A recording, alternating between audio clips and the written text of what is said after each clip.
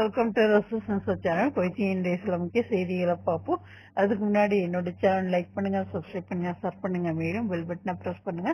குவைத்தில் நகராட்சி மற்றும் சம்பந்தப்பட்ட அதிகாரிகளின் ஆதரவுடன் உள்துறை அமைச்சகம் மற்றும் உணவு மற்றும் ஊட்டச்சத்துக்கான பொது ஆணையம் இணைந்து நடத்திய கூட்டு நடவடிக்கையில் மிஸ்ரஃபில் ஒரு வாடகை வீட்டிற்கு சட்டவிரோத உணவு உற்பத்தி நடவடிக்கையை கண்டுபிடித்த பின்னர் 2 சந்தேக நபர்களை ஒரு சிரிய மற்றும் ஒரு இந்தியர் கைது செய்தனர். விசாரணையில் சந்தேக நபர்கள் வீட்டை கடைப்பட உணவுப் பொருட்களை உற்பத்தி செய்து விற்பனை செய்யும் இடமாக மாற்றியிருப்பது தெரியவந்தது. அவர்கள் மற்ற பொருட்களுடன் எண்ணெய்களை கலந்து அவற்றை மீண்டும் பேக்கேஜ் செய்து உள்ளூரில் உற்பத்தி செய்யப்படும் நெய்யாக விற்பனை செய்தது கண்டுபிடிக்கப்பட்டது.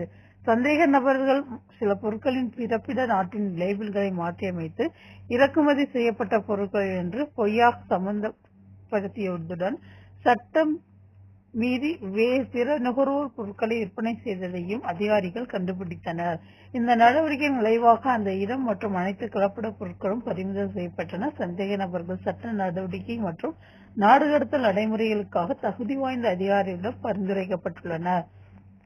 உணவு மற்றும் ஊட்டச்சத்துக்கான பொது ஆணையம் பின்வரும் மீறல்களை பதிவு செய்துள்ளது. தேவையான ஒப்புதல் அல்லது சுகாதாரம் உரிமம் இல்லாமல் உணவு நிர்ணயத்தை நடத்துதல், சுகாதார தரநிலைகள் மற்றும் சுகாதார தேவைகளை பூர்த்தி செய்ய தவறியது, உணவுப் பொருட்களை நிரப்புவதற்கான உரிமம் பெறாமல் பேக்கிங் செய்தல், உரிமம் பெறாத நோக்கங்களுக்காக சொத்தை தவறாக பயன்படுத்தியதற்காக குவைத் நகராட்சி விதிமீறல்களை வெளியிட்டது, மோசடி மற்றும் உணவு முறைகேடுகளை தடுப்பதன் மூலம் பொது சுகாதாரத்தை பாதுகாப்பதற்கும் நுகர்வோர் பாதுகாப்பை உறுதி செய்வதற்கும் அதன் உறுதிப்பாட்டை இந்த நடவடிக்கை பிரதிபலிக்கிறது என்று உள்துறை அமைச்சகம் வலியுறுத்தியது. மேலும் அமைச்சகம் உணவு மற்றும் ஊட்டச்சத்துக்கான பொது ஆணையம் மற்றும் பிற ஒழுங்குமுறை அமைப்புகளுக்கு இடையேயான பயனுள்ள ஒத்துழைப்பையும் பாராட்டியது. உணவு பாதுகாப்பை பராமரிப்பதற்கும் சமூகத்தை பாதுகாப்பதற்கும் ஒருங்கிணைந்த முயற்சிகளின் முக்கியத்துவத்தை எடுத்துக்காட்டுகிறது. குவைத்தில் வரலாற்று சிறப்புமிக்க முபாரிக்கா சந்தை ஒரு கலாச்சார அடையாளமாகவும் நாட்டின் அதிகம் பார்வையிடப்படும் பாரம்பரிய இடங்களில் ஒன்றாகவும் நீண்ட காலமாக கொண்டாடப்படுகிறது. ஆனால் பெரிய அளவிலான புதுப்பித்தல் திட்டங்கள் பழைய சூட்டில் புதிய உயிர் ஊட்டியதற்காக பாராட்டப்பட்டாலும் ஒரு நீடித்த பிரச்சனை தொடர்ந்து கருத்தை பிரித்து வருகிறது. மீன் சந்தை சுற்றுலா மற்றும் இயக்கத்தின் மையமாக இந்த பகுதி மாறிவிட்டாலும் துர்நாற்றம், நீர் தேங்கிய நடைபாதைகள் மற்றும் சுகாதாரமற்ற நிலைமைகள் காரணமாக மீன் சந்தை ஒரு கண் துர்நாற்றமாக மாறிவிட்ட என்று பல பார்வையாளர்கள் கூறுகின்றனர். இந்த விவாதம் அதை மிகவும் நவீனமான நோக்கத்திற்காக கட்டமைக்கப்பட்ட இடத்திற்காக மாற்றுவதற்கான புதிய கோரிக்கைகளை தூண்டியுள்ளது. பலருக்கு இந்த பிரச்சனை வசதியை பற்றியது மட்டுமல்ல, தேசிய பொக்கிஷமாக அதிகரித்து வரும் வரலாற்று சிறப்புமிக்க தளத்தின் ஒருமைப்பாட்டை பாதுகாப்பதும் பற்றியது. கணக்கெடுக்கப்பட்ட பல குடிமக்களில் ஒருவரான ஹுசைன் முகமது பவுலி அவர்கள் சந்தையின் தற்போதைய நிலையை மீண்டும் மீண்டும் நிகழும் ஒரு பழைய பிரச்சனை என்று விவாதித்தார். அவர் மேலும் கூறினார், மீன் சந்தைக்கு சிறப்பு வளர்ச்சி மற்றும் கவனம் தேவை. நவீன சேவைகள் மற்றும் வசதிகளுடன் கூடிய பொருத்தமான திட்டத்திற்கு அதை மாற்றுவதுதான் தேவை. மற்றவர்கள் அடிப்படை உள்கட்டமைப்பின் தோல்வியை குறிப்பிடுகின்றனர். அடிக்கடி வருகை தரும் சேலம் அல் ஹதாத் அவர்கள் வெளியேற்றும் மின்விசிறிகள் உடைந்து நெரிசலான சந்தையை தாங்க முடியாத நாற்றங்களால் மூழ்கடித்ததாக கூறினார். இதற்கிடையில் கடைக்காரர் வலீத் அல் கந்தாரி அவர்கள் சந்தையை அதன் வளைகுடான அண்டை நாடுகளுடன் சாதகமற்ற முறையில் ஒப்பிட்டார். தான் பிராந்தியம் முழுவதும் மீன் சந்தைகளை பார்வையிட்டார். ஆனால் யாரும் இப்படி இல்லை. அங்கு ஏர் கண்டிஷனிங் வேலை செய்கிறது, வாசனை கட்டுப்படுத்தப்படுகிறது, மேலும் சூழல் இனிமையானது. இங்கே நீங்கள் வியர்த்து உங்கள் ஆடைகளுடன் மீன் வாசனையுடன் வெளியேறுகிறீர்கள். உம்மு அப்துல்லா போன்ற சில குடியிருப்பாளர்கள் பனிப்பெண் மற்றும் சபோர் போன்ற முக்கிய வகைகளில் அதிக விலைகள் மற்றும் பற்றாக்குறை குறித்து புகார்கள் கூறுகின்றனர். பெரும்பாலான கடைகள் காலியாக உள்ளன என்று அவர் கூறினார். சந்தையின் சரிவு இடமாற்றத்தை விரும்பத்தக்கதாக மட்டுமல்லாமல் அவசர தேவையாகவும் ஆக்கியுள்ளது என்றும் அவர் கூறினார்.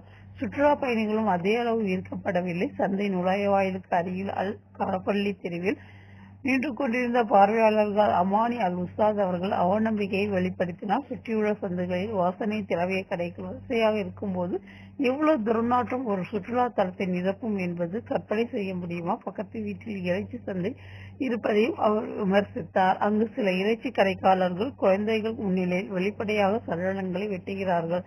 ஒரு கடைக்கு 400 திரார் வரை அதிக வாடகை செலுத்தும் விற்பனையாளர்கள் கூட தற்போதைய நிலைமை நீடிக்க முடியாது என்று கூறுகிறார்கள். மொத்த விற்பனை சந்தை இடைமாற்றம் சென்ற பிறகு பல வர்த்தகர்கள் வெளியேற்றவிட்ட நிலையில் 81 கடைகளில் 13 கடைகள் மட்டுமே செயல்பாட்டில் இருப்பதாக அவர் சுட்டிக்காட்டினார். சந்தை இறந்து கொண்டிருக்கிறது என்று ஒரு வெளிப்படையாக கூறினார். எங்களையும் எங்கள் வாடிக்கையாளர்களையும் அதிகம் ஒரு புதிய தலைமை எங்களுக்கு தேவை. குடியிருப்பு மோசடியை தடுக்கும் நடவடிக்கையின் ஒரு பகுதியாக பயன்படுத்தப்படாத சந்தை அலுவலகங்களை குறிவைத்து சமூக விவகாரங்கள் மற்றும் தொழிலாளர் அலுவலகங்களை குறித்து சமூக விவகாரங்கள் மற்றும் தொழிலாளர் அமைச்சகம் சமீபத்தில் நடத்திய ஆய்வு பிரச்சாரத்தின் போது இந்த பிரச்சனை மேலும் முன்னிலைப்படுத்தப்பட்டது. மூடப்பட்ட ஏராளமான அலகுகள் அதிக விலைக்கு வாடகைக்கு விடப்படுவதை அதிகாரிக்கு கண்டறிந்தார். இச்சந்தையின் சரிவின் மற்றொரு அதிகாரியாகும். மீன் கடைகளுக்கு அப்பால் அடித்தள கார் நிறுத்துமிடங்களில் கழிவுநீர் கசிவுகள் ஏற்படுவது விரக்தியை அதிகரித்துள்ளது. அங்கு ஓட்டுநர்கள் தங்கள் வாகனங்களில் நேரடியாக தண்ணீர் சுற்றுவதாக புகார் கூறுகின்றனர். பல மாதங்களாக தீர்க்கப்படாமல் இருக்கும் இந்த கசிவுகள் சொத்துக்களுக்கு சேதம் விளைவிக்கும் மற்றும் சுகாதார கேடுகளை உருவாக்கும் அபாயம் இருப்பதாக குடியிருப்பாளர்கள் எச்சரிக்கின்றனர். முபாரிக்காவை மீண்டும் உயிர்ப்பிக்க தொடர்ந்து முயற்சிக்கும் மேற்கொள்ளப்படும் என்று அதிகாரிகள் உறுதியளித்திருந்தாலும் மீன் சந்தையை வேறு இடத்திற்கு மாற்றுவதற்கான கோரிக்கைகள் தொடர்ந்து வருகின்றன. பல குவைத் மக்களுக்கு இந்த பிரச்சனை ஒரு குறியீடாகவும் சூப் தேசிய பாரம்பரியத்தின் ரசிதமாக அதன் நிலையை மீட்டெடுக்க முடியுமா அல்லது பாரம்பரியம் புறக்கணிப்பும் சங்கடமாக இணைந்திருக்கும் இடமாக இருக்க முடியுமா என்பதற்கான சோதனை. குவைத் வெளியுறவு அமைச்சரும் வளைகுடா அமைச்சர்கள் குழுவின் தற்போதைய அமர்வின் தலைவருமான அப்துல்லா அல் யஹ்யா அவர்கள் கத்தாருடன் GCCயின் முழு ஒற்றுமை மற்றும் அசைக்க முடியாத நிலைப்பாட்டையும் அதன் மக்களின் பாதுகாப்பையும் உறுதி செய்வதற்கு அதை எடுக்கும் நடவடிக்கைகள் மற்றும் நடைமுறைகளுக்கு அதன் முழுமையான ஆதரவை வலியுறுத்தினார். வியாழக்கிழமை ரஷ்ய நகரமான சோச்சியில் நடைபெற்ற GCC மற்றும் ரஷ்ய கூட்டமைப்புக்கு இடையிலான மூலோபாய உரையாடலின் 8வது கூட்ட அமைச்சர்கள் கூட்டத்தில் அல் யஹ்யா ஆற்றிய தொடக்க உரையில் இது தெரிவிக்கப்பட்டது. எந்த ஒரு GCC நாட்டிற்கும் எதிரான எந்த ஒரு தாக்குதலுக்கும் அனைத்து GCC நாடுகளும் எதிரான ஆக்கிரமிப்பாக்கப்படுகிறது என்றும் இஸ்ரேலிய ஆக்கிரமிப்பு படைகளால் கத்தாருக்கு எதிரான பாவகரமான ஆக்கிரமிப்பை அனைவரும் கண்டிருப்பது பிராந்திய மக்கள் பாதுகாப்பு மற்றும் ஸ்திரத்தன்மையை எதிர்பார்த்து கொண்டிருந்த நேரத்தில் வருகிறது என்றும் அல் யஹ்யா அவர்கள் உறுதிப்படுத்தினார். இந்த சந்திப்பு இரு தரப்பினருக்கும் இடையிலான மூலோபாய கூட்டாண்மை நமது மக்களுக்கு பிரகாசமான மற்றும் பாதுகாப்பான எதிர்காலத்தை உருவாக்குவதற்கும் ஒத்துழைப்பின் பகுதிகளை விரிவுபடுத்துவதற்கும் உறுதியான பாவலங்களை உருவாக்குவதற்கும் ஒரு அடிப்படையான தூணாகும் என்ற ஆழமான நம்பிக்கையை உள்ளடக்கியது என்றும் அமைச்சர் மேலும் கூறினார். முந்தைய கூட்டங்களில் கொள்ளப்பட்டவற்றின் அடிப்படையில் ஒத்துழைப்பை மேம்படுத்துவது இந்த சந்திப்பு ஒரு மைல் கல்லை குறிக்கிறது என்றும் அறிவுறுத்தினார். கூட்டு செயல் திட்டம் 2023-2028 கூட்டு விருப்பத்தின் நடைமுறை உருவாக்கத்தை பிரதிநிதிப்படுத்துகிறது. ஏனெனில் இது அரசியல் மற்றும் பொருளாதார அமைப்பில் பல எல்லைகளை உள்ளடக்கியது. இந்த லட்சிய திட்டத்தின் விளைவாக விரும்பிய பொதுவான இலக்குகள் மற்றும் அபலாய சலுகைகள் மொழிபெயர்க்கும் உறுதியான கூட்டாண்மைகள் மற்றும் நடைமுறை திட்டங்கள் ஏற்பட்டன. இன்று நம்மை ஒன்றிணைப்பது பகிரப்பட்ட நலன்களை விட அதிகம். அமைதிக்கான அடிப்படையாக ஒத்துழைப்பின் அவசியம் மோதல்களை தீர்ப்பதற்கான ஒரு வழிமுறையாகும். உரையாடல் மற்றும் வளர்ச்சி மற்றும் செழிப்பு அடைவதற்கான வழிமுறையாக கூட்டாண்மை ஆகியவற்றின் அவசியம் குறித்த நம்பிக்கைகள் மற்றும் தொலைநோக்குகளின் ஒருங்கிணைப்பு இது என்று அமைச்சர் கூறினார். முழு பிராந்தியத்திலும் ஸ்திரத்தன்மைக்கு பாலஸ்தீன குறிக்கோள் முக்கிய முன்னுரிமைகளில் ஒன்றாகும் என்று குவைத் அமைச்சர் வலியுறுத்தினார். அரபு அமைதி முயற்சி மற்றும் தொடர்புடைய சர்வதேச தீர்மானங்களின்படி ஜூன் 4, 1967 அன்று கிழக்கு ஜெருசலேமை அதன் தலைநகராக கொண்ட எல்லைகளில் இஸ்ரேலிய ஆக்கிரமிப்பை முடிவுக்கு கொண்டு வராமல் நியாயமான அமைதி அல்லது நீடித்த நிலைத்தன்மை இருக்க முடியாது என்று அவர் வலியுறுத்தினார். மோதல் சுழற்சியை முடிவுக்கு கொண்டு வருவதன் முக்கியத்துவம் மற்றும் காசா பகுதியில் உடனடி மற்றும் நிரந்தர போர் நிறுத்தத்தை அடைவதற்கான முயற்சிகளை ஆதரிப்பதின் முக்கியத்துவம் குறித்த நட்பு ரஷ்ய கூட்டமைப்பின் நிலைப்பாட்டை அமைச்சர் அல் யஹ்யா அவர்கள் பாராட்டினார். சர்வதேச சட்டம் மற்றும் சர்வதேச மனிதாபிமான சட்டத்தை அப்பட்டமாக மீறும் வகையில் காசா பகுதியில் அப்பாவி பொதுமக்களுக்கு எதிராக இஸ்ரேலிய ஆக்கிரமிப்பு படைகள் பின்பற்றும் பட்டினி அடக்குமுறை மற்றும் இடப்பெயர்ச்சி கொள்கைகளை அவர் கடுமையாக கண்டித்து கண்டனம் தெரிவித்தார். முப்பொழுதும் இல்லாத அளவுக்கு மனிதாபிமான பேரழிவை எதிர்கொள்ளும் பகுதியில் மனிதாபிமான மற்றும் நிவாரண உதவிகள் நுழைவதில் விதிக்கப்பட்ட கட்டுப்பாடுகளை நீக்க வேண்டியதன் அவசியத்தையும் அவர் வலியுறுத்தினார். மேலும் ரஷ்ய கூட்டமைப்பு மற்றும் அமெரிக்காவின் தலைவர்களை ஒன்றிணைத்த அலாஸ்கா உச்சி மாநாட்டின் முடிவுகளை அவர் பாராட்டினார். இந்த உச்சி மாநாடு ரஷ்ய உக்ரைனிய நெருக்கடியை உரையாடல் மற்றும் ராஜதந்திரம் மூலம் தீர்ப்பதற்கான ஒரே நேர்மறையான மற்றும் முக்கியமான படியை குறிக்கிறது என்று வலியுறுத்தினார். மனிதாபிமான பாதுகாப்பு மற்றும் பொருளாதார சவால்களுக்கு முற்றுப்புள்ளி வைக்கும் வகையில், பொதுமக்களின் துன்பத்தை முடிவுக்கு கொண்டு வரும் வகையில், நீடித்த அமைதியான தீர்வுக்கு வழிவகுக்கும் வகையில், பிராந்திய மற்றும் சர்வதேச பாதுகாப்பு மற்றும் ஸ்திரத்தன்மைக்கு நேர்மறையான பங்களிக்கும் வகையில் அனைத்து மோதல்களையும் தீர்க்க ஆக்கப்பூர்வமான உரையாடலுக்கு அழைப்பு விடுப்பதில் GCCயின் நிலையான உறுதியான நிலைப்பாட்டை அவர் மீண்டும் வலியுறுத்தினார். சர்வதேச சட்டத்தின் விதிகள் மற்றும் தொடர்புடைய சர்வதேச தீர்மானங்களின்படி குவைத்துடனான அனைத்து நிலுவையில் உள்ள பிரச்சனைகளையும் தீர்க்க அதிகபட்ச முயற்சிகளை மேற்கொள்ள ஈராக் குடியரசை வலியுறுத்துவதை நோக்கமாக கொண்ட ரஷ்யாவின் முயற்சிகளையும் அமைச்சர் அல் யஹ்யா அவர்கள் பாராட்டினார். LA 162க்கு அப்பால் குவைத் மற்றும் ஈராக்கிற்கு இடையிலான கடல் எல்லையை நிர்ணயிப்பதன் முக்கியத்துவத்தையும் ஏப்ரல் 29, 2012 அன்று முடிவடைந்த கோர் அப்துல்லாவின் கடல்சார் வழிசெலுத்தலை ஒழுங்குபடுத்தும் ஒப்பந்தத்தை முழுமையாக செயல்படுத்துவதையும், குவைத்தின் இறையாண்மை மற்றும் பிராந்திய ஒருமைப்பாட்டிற்கான ஈராக்கின் உறுதிப்பாட்டின் முக்கியத்துவத்தையும் அவர் வலியுறுத்தினார். அக்டோபர் 15ஆம் தேதி நடைபெறவிருக்கும் அரபு ரஷ்ய உச்சிமாநாடு இரு தரப்பினருக்கும் இடையே அனைத்து துறைகளிலும் ஒத்துழைப்பை வெளிப்படுத்த பங்களிக்கும் நேர்மையான ஆக்கப்பூர்வமான முடிவுகளை தரும் என்று அமைச்சர் நம்பிக்கை தெரிவித்தார். முன்னதாக சோச்சியில் நடைபெற்ற GCC மற்றும் ரஷ்ய கூட்டமைப்பு இடையேயான மூலோபாய உரையாடலின் 8வது கூட்டமைச்சர்கள் கூட்டத்தில் ஒரு பகுதியாக குவைத் வெளியுறவு அமைச்சர் அப்துல்லா அல் யஹ்யா அவர்கள் தனது ரஷ்ய வெளியுறவு அமைச்சர் செர்ரி லாவ்ரோவ் அவர்களை சந்தித்தார். குற்றவியல், பாதுகாப்பு விவகாரத்துறை மற்றும் போதைப்பொருள் கட்டுப்பாட்டுக்கான பொதுத்துறையால் பிரதிநிதித்துவப்படுத்தப்படும் உள்துறை அமைச்சகம் ஒரு குறிப்பிடத்தக்க பாதுகாப்பு நடவடிக்கையில் நாட்டிற்கு உள்ளேயும் வெளியேயும் செயல்படும் போதைப்பொருள் கடத்தல் வலையமைப்பை அகற்றியுள்ளது. கடத்தலுக்காக ஒரு இந்திய நாட்டவர் அதிக அளவு போதைப் பொருட்களை வைத்திருந்தது விசாரணையில் உறுதி செய்யப்பட்டதை அடுத்து இந்த நடவடிக்கை தொடங்கியது. பொது வழக்கறிஞரின் அதிகாரத்துடன் சந்தேக நபர் கைது செய்யப்பட்டு ஒரு அளவு ஹாசிஸ் கண்டுபிடிக்கப்பட்டது. அவர் போதைப் பொருட்களை வைத்திருந்ததாக ஒப்புக்கொள்ளப்பட்டார்.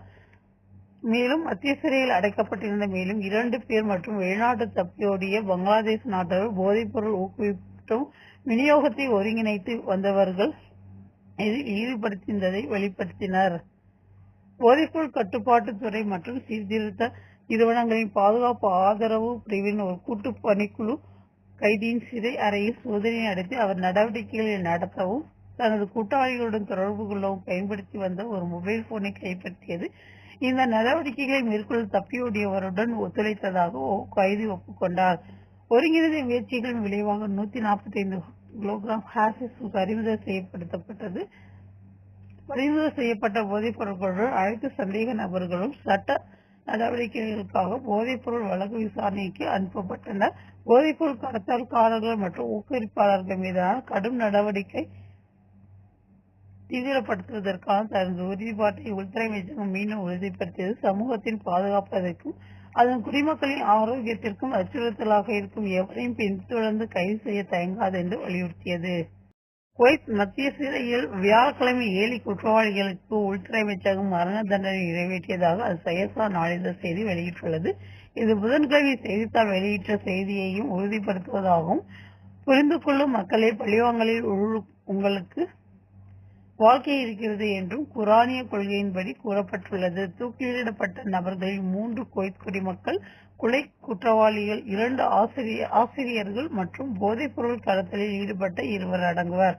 தூக்கிலிடப்பட்டவர்கள் அப்துல் அஜீஸ் அல் ஜாதாரி மற்றும் அகமது அல் ஜலால் ஆகிய குடிமக்களை கொன்ற குற்றவாளிகளும் அடங்குவர். 8வது குற்றவாளி மரண தண்டனை நிறைவேற்றப்படுவதற்கு சில மணி நேரங்களுக்கு முன்பு பாதிக்கப்பட்டவர்களின் குடும்பத்திடமிருந்து மன்னிப்பு பெற்றதாக பாதுகாப்பு வட்டாரங்கள் தெரிவித்தன. இதனால் புதிய முன்னேற்றத்தின் அடிப்படையில் தேவையான சட்ட முறைகள் முடியும் வரை அவரது மரண தண்டனை ஒத்திவைக்கப்பட்டது.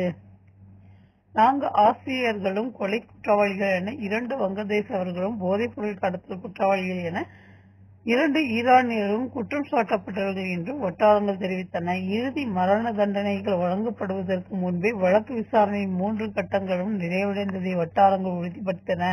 இதற்கிடையில் சமூக ஊடக பயனர்களும் செல்வாக்கு செலுத்துபவர்களும் பாதிக்கப்பட்டவரின் குடும்பத்தினருடன் ஒரு தீர்வை பெறுவதற்காக ஏஏ என அடையாளம் காணப்பட்ட குற்றவாளிகளின் மரண தண்டனை நிறைவேற்றப்படுவதற்கு சில மணி நேரங்களுக்கு முன்பு 2 மில்லியன் குவைத் தினார் இரத்த பணத்தை திரட்ட முயன்றனர். இருப்பின் விதி அவர்களின் முயற்சிகளுக்கு முன்னதாக இருந்தது. மரண தண்டனை நிறைவேற்றப்பட்டது. குவைத்தில் கல்வி அமைச்சகத்தின் சுப்ஹான் பகுதியில் அமைந்துள்ள அமைச்சகத்தின் கிடங்குகளில் அதிகாரப்பூர்வ அங்கீகாரம் இல்லாமல் அடையாளம் தெரியாத ஒருவர் சட்டவிரோதமாக நுழைந்ததை கல்வி அமைச்சகம் கடுமையாக கண்டித்து திட்டவட்டமாக நிராகரித்துள்ளது. ஊடுருவும் நபர் கிடங்குகளை புகைப்படம் எடுத்து அமைச்சகத்திற்குள் ஒரு அதிகாரப்பூர்வ பதவி வகிப்பதற்காக பொய்யாக கூறிக்கொண்டதாக கூறப்படுகிறது. இந்த சம்பவம் தொடர்பாக சம்பந்தப்பட்ட பாதுகாப்பு அதிகாரிகள் உடனடியாக அறிக்கை தாக்கல் செய்ததாகவும் முறையான வழக்கு தொடர்ந்ததாகவும் அமைச்சகம் ஒரு அதிகாரப்பூர்வ அறிக்கையில் தெரிவித்துள்ளது. அதன் வசதிகளை சேதப்படுத்தவோ அல்லது தாக்கவோ முயற்சிப்பது அனைத்து பொருந்தக்கூடிய சட்டங்கள், விதிமுறைகள் மற்றும் அமைப்புகளின் கடுமையான மீறலாகும் என்றும் அது அரசு சொத்துக்களில் தலையிடுவதாக கருதப்படுகிறது எனவும் அமைச்சகம் வலியுறுத்தியுள்ளது. கண்காணிப்பு அமைப்புகள் மற்றும் நபரை வெற்றிகரமாக அடையாளம் கண்டுள்ளன. இதனால் அமைச்சகத்தின் உள் அதிகாரிகள் விரைவாக சட்ட நடவடிக்கை எடுக்க தூண்டப்பட்டனர். விசாரணைகள் தொடர்ந்து நடைபெறும் வருகின்றன. மேலும் சந்தேக நபரின் அனைத்து நடவடிக்கைகளும் கவனமாக ஆவணப்படுத்தப்பட்டு திறமையான பாதுகாப்பு அதிகாரிகளுக்கு விரிவான அறிக்கையை சமர்ப்பிப்பதற்கான தயாரிப்பாக உள்ளன. இந்த சம்பவத்தை மிகுந்த தீவிரத்துடன் நடத்துவதாகவும் அதன் வசதிகள், வளங்கள் மற்றும் பொது நிதியை பாதுகாக்க தேவையான அனைத்து நடவடிக்கைகளையும் எடுக்கும் என்றும் கல்வி அமைச்சகம் உறுதிப்படுத்தியது. அதன் நிர்வாகம் மற்றும் மேற்பார்வை அமைப்புகள் அதன் வளாகத்தின் பாதுகாப்பையும் உறுதி செய்வதற்காக தொடர்ந்து செயல்படுகின்றன என்பதை அது எடுத்துக்காட்டியது. மேலும் சம்பந்தப்பட்ட அதிகாரிகளுடன் நெருக்கமான ஒருங்கிணைப்புடன் அதன் அனைத்து வசதிகளிலும் பாதுகாப்பு நடவடிக்கைகளை மேம்படுத்துவதற்கான அதன் உறுதிப்பாட்டையும் அமைச்சகம் மீண்டும் வலியுறுத்தியது. இந்த முயற்சி கல்வி சமூகத்திற்கு உறுதியளிப்பதையும் அதன் சொத்துக்களை பாதுகாக்கும் அமைச்சகத்தின் திறனில் நம்பிக்கையை வலுப்படுத்துவதையும் நோக்கமாக கொண்டுள்ளது. எதிர்காலத்தில் அதன் வசதிகளை மீறவோ அல்லது தீங்கு விளைவிக்கவோ முயற்சித்தால் உறுதியான சட்ட நடவடிக்கை எடுக்கப்படும் என்றும் சம்பந்தப்பட்ட பாதுகாப்பு அதிகாரிக்கு உடனடியாக தலையிட அறிவிக்கப்படும் என்றும் எச்சரித்து அமைச்சகம் முடித்தது. முழுமையான சட்ட விளைவுகள் இல்லாமல் இது போன்ற எந்த ஒரு செயல்களும் பொறுத்துக் கொள்ளப்படாது அல்லது தொடர அனுமதிக்கப்படாது என்று அது வலியுறுத்தியுள்ளது. குவைத்தில் இந்திய அரசு தற்போது வெளியுறவு அமைச்சகத்தில் இணை செயலாளராக பணியாற்றும் திருமதி பரமிதா திரிபாதியை குவைத் மாநிலத்திற்கான இந்தியாவின் அடுத்த தூதராக நியமித்துள்ளது. அவர் விரைவில் குவைத்தில் தனது புதிய பொறுப்புகளை ஏற்றுக்கொள்வார் என்று எதிர்பார்க்கப்படுகிறது. குவைத் கத்தார் அரசுக்கு எதிராக இஸ்ரேலி பிரதமர் சமீபத்தில் வெளியிட்ட விரோதமான கருத்துக்கள் மற்றும் அச்சுறுத்தல்களை குவைத் அரசு கடுமையாக கண்டித்துள்ளது. இஸ்ரேலிய ஆக்கிரமிப்பாளர் அரசின் இறையாண்மையை அப்பட்டமாக மீறி மேற்கொள்ளப்படும் தொடர்ச்சியான ஆக்கிரமிப்புகளை செயல்களை நியாயப்படுத்தும் தீவிர முயற்சிகளை இந்த அறிக்கை பிரதிபலிக்கிறது என்று குவைத் தெரிவித்துள்ளது. கத்தாரின் இறையாண்மை, பாதுகாப்பு மற்றும் ஸ்திரத்தன்மையை பாதுகாக்க அது எடுக்கும் அனைத்து நடவடிக்கைகளுக்கும் ஆதரவிப்பதிலும் குவைத்தின் அசைக்க முடியாத நிலைப்பாட்டை வெளியுறவு அமைச்சகம் ஒரு அதிகாரப்பூர்வ அறிக்கையில் மீண்டும் உறுதிப்படுத்தியது. சர்வதேச அமைதி மற்றும் பாதுகாப்பை நிலைவதற்கான மூலமும் இஸ்ரேலிய ஆக்கிரமிப்பால் செய்யப்படும் மீறல்கள் மற்றும் தாக்குதல்களை தடுக்க நடவடிக்கை எடுப்பதன் மூலமும் சர்வதேச சமூகமும் ஐநா பாதுகாப்பு கவுன்சிலும் தங்கள் சட்ட மற்றும் தார்மீக பொறுப்புகளை ஏற்க வேண்டும் என்று அமைச்சகம் மேலும் அழைப்பு விடுத்துள்ளது. மிஸ்லாவுக்கு எதிரே உள்ள பாசில் விரைவுச்சாலையில் சாலையை கடக்க முயன்ற போது வாகனம் மோதியதில் வங்கதேசத்தை சேர்ந்த ஒருவர் உயிரிழந்தார். விபத்து குறித்து உள்துறை அமைச்சகம் செயல்பாட்டு பிரிவுக்கு தகவல் கிடைத்ததாக பாதுகாப்பு வட்டாரம் தெரிவித்தது. பாதுகாப்பு மற்றும் அவசர மருத்துவ பணியாளர்கள் சம்பவ இடத்திற்கு இருந்தனர். பாதிக்கப்பட்டவரை தவிர்க்க முடியாத ஒரு பெண் குடிமகன் அவரை ஓட்டி சென்றதால் அவர் உடனடியாக உயிரிழந்தார் என்பது கண்டுபிடிக்கப்பட்டது. உடல் தடவியல் மருத்துவத்துறைக்கு மாற்றப்பட்டு குடிமகன் தடுத்து வைக்கப்பட்டார் என்று அந்த வட்டாரம் மேலும் கூறியது. குவைத்திலிருந்து சில முக்கிய செய்திகளை பார்த்து உங்கள் அனைவரின் நல்லாதருடன் எனது இனிய பயணத்தை தொடர அடுத்த தகவலில் சந்திப்போம் என கூறி விடைபெறுவது உங்கள் ரசூலன்சா. நன்றி, வணக்கம்.